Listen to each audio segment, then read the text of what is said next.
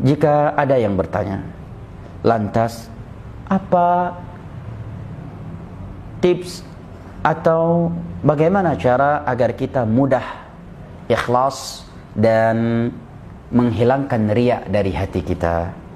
Maka para ulama menyebutkan sebagai berikut secara ringkas. Yang pertama, agar senantiasa dan selalu berdoa kepada Allah Jalla wa'ala agar diberikan keikhlasan, agar hati kita disucikan dari kotoran-kotorannya seperti riya.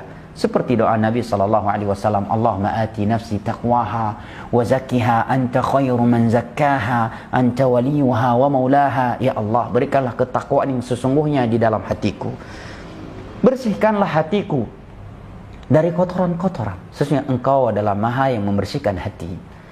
Allahumma muqallibal qulub tsabbit qalbi ala dinik. Memohon perlindungan kepada Allah dari syirik. Doa secara umum.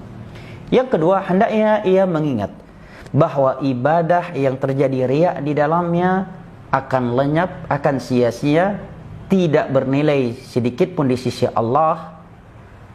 Yang ketiga, hendaknya dia mengingat bahwa apabila dia mati dalam keadaan belum bertobat dari riya, dia akan menjadi orang yang pertama kali diseret dengan wajahnya ke tanah, kemudian dilemparkan ke dalam neraka pada hari kiamat kelak.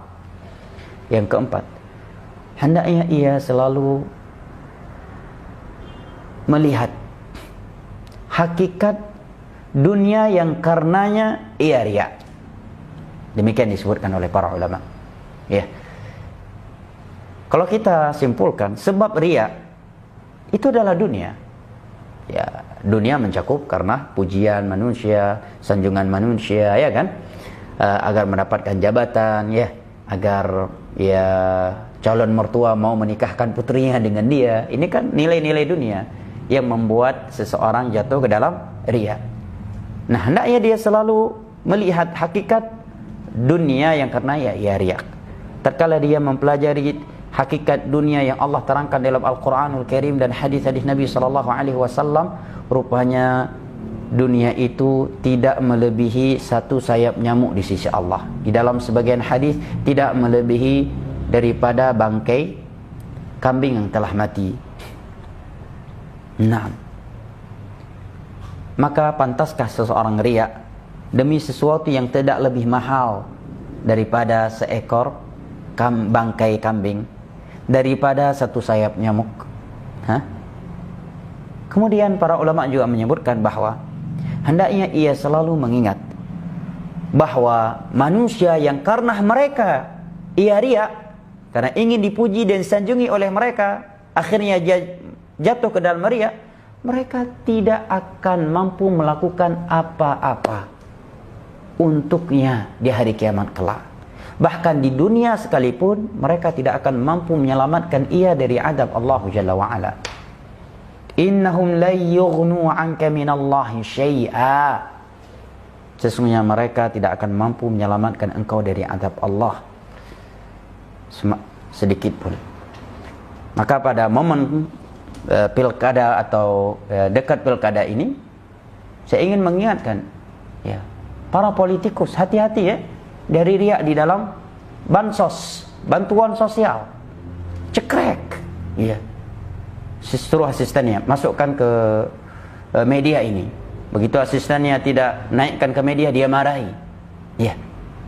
Udah bantuan sosialnya dibangun di atas riya, dan bantuannya pun bukan dari saku dia, tapi hasil jangkrik. Bantuannya riya, dan itu pun dari hasil jangkrik, bukan dari uang pribadinya. Subhanallah, kotoran di atas kotoran. Sedekah yang ia lakukan tidak bernilai di sisi Allah, akan menjadi debu yang berterbangan. Yang kedua, dia akan menjadi orang yang pertama kali diseret dengan wajahnya ke tanah, kemudian dilemparkan ke dalam neraka. Kemudian para ulama sebutkan dia memiliki sifat Yahudi. Apa sifat Yahudi? Wa yuhibbuna an yuhmadu bima lam yaf'alu. Orang-orang Yahudi, ulama-ulama Yahudi dan Nasara senang dipuji atas suatu kebaikan yang sebenarnya mereka tidak melakukannya. Jelas jemaah? Sangat berbahaya. Dan ini peringatan keras dari Al-Quranul Karim dan hadis Nabi sallallahu alaihi wasallam untuk kita semua, diri anak pribadi, ya, dan antum semua. Karena kita jangan pernah merasa aman dari riya. Kapan kita mulai merasa aman dari riya? Maka di saat itulah syaitan akan menjerumuskan kita ke dalam riya. Seorang mukmin itu tidak akan pernah meremehkan riya, ya, dan tidak akan pernah beranggapan ikhlas itu mudah. Nah, ini beberapa tips yang disebutkan oleh para ulama agar kita mudah ikhlas dan agar kita mudah meninggalkan riya secara ringkas.